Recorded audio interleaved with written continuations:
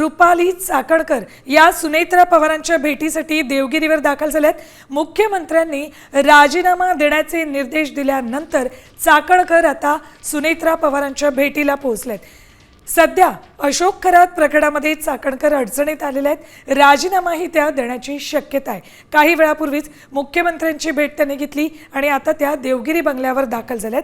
इथे सुनेत्रा पवार यांची भेट घेतील, त्यांच्याशी चर्चा करतील आणि त्यानंतर राजीनामा देणार की नाही याबाबतचे अपडेट्स आपल्या समोर येतील।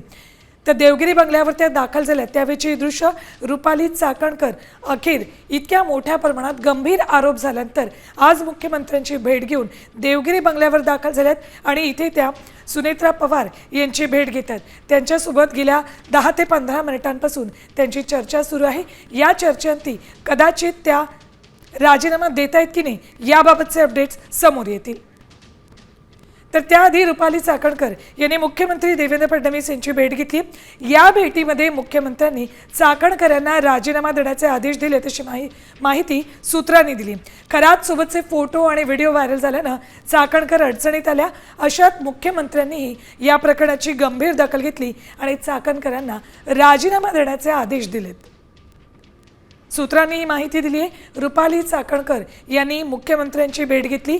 यावेळेला मुख्यमंत्र्यांनी त्यांना राजीनामा देण्याचे आदेश दिले असं सूत्र सांगतात।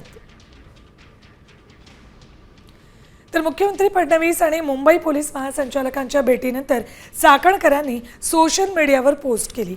मुंबईत पोलीस महासंचालक सदानंद दाते यांची भेट घेत त्यांना खरात प्रकरणी तपास करण्यासंदर्भात पत्र दिल्याचा उल्लेख त्यांनी या पोस्टमध्ये केलाय।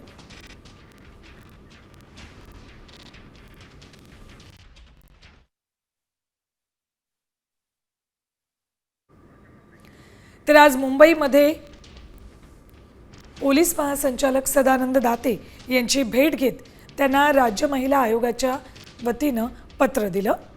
या पत्रामध्ये अशोक खरात महिला अत्याचार प्रकरणाचा सखोल आणि वस्तुनिष्ठ तपास व्हावा, तसंच या प्रकरणाची उच्चस्तरीय चौकशी करत या प्रकरणातील सत्यता बाहेर यावी आणि आरोपीवर कारवाई होण्याकरता आपल्या स्तरावरून निर्देश देण्याबाबत सांगितलं अशी पोस्ट रुपाली चाकणकर यांनी एक्सवर केली।